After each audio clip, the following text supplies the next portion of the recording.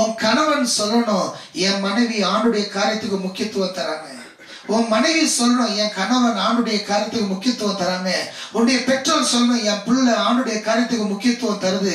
உன் நண்பர்கள் சொல்லணும், ஆண்டுடைய பிள்ளை இவங்க என் ஃப்ரெண்டு ஆண்டுடைய காரியத்துக்கு முக்கியத்துவம் தருவாங்க என்று சொல்லத்தக்க விதத்தில் உன்னுடைய இனத்தவர்கள் சொல்லணும், உன்னுடைய ஜனங்கள் சொல்லணும், உன்னுடைய சொந்தக்காரங்க சொல்லணும், இவங்க தேவனுடைய காரியத்துக்கு முக்கியத்துவம் தராங்கன்னு சொல்லி அவர்கள் காணும் போது கர்த்தர் உனக்காக மேலே சொல்லப்பட்ட அனைத்து ஆசீர்வாதங்களும் செய்கிற தேவனாய் இருக்கிறார். ஹல்லேலூயா, ஹல்லேலூயா.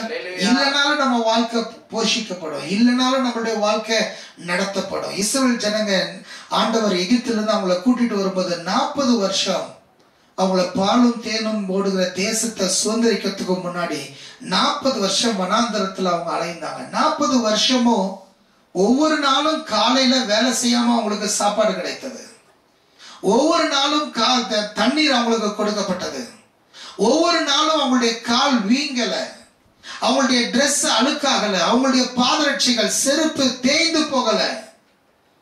அவங்களுக்கு தேவன் சுகத்தை கொடுத்தார். எவ்வளவு பெரிய ஆசீர்வாதங்க! டெய்லி சாப்பாடு, அதுவும் கரிசோறு, அதுவும் செருப்பு தேயல, புது செருப்பு வாங்க வேண்டிய அவசியம் இல்லை, புது ட்ரெஸ் வாங்க வேண்டிய அவசியம் இல்லை, அழுக்கு படல. பகல்ல மேகஸ்தம்பம், ஏசி போன்ற ஒரு சூழ்நிலை அந்த வனாந்தரத்துல. இரவுல குளிர் வராம அக்னி ஸ்தம்பம், ஹீட்டர் போன்ற ஒரு காரியத்தை தேவன் தர. எவ்வளவு ஆசீர்வாதம்! பிரயோஜனம் என்ன?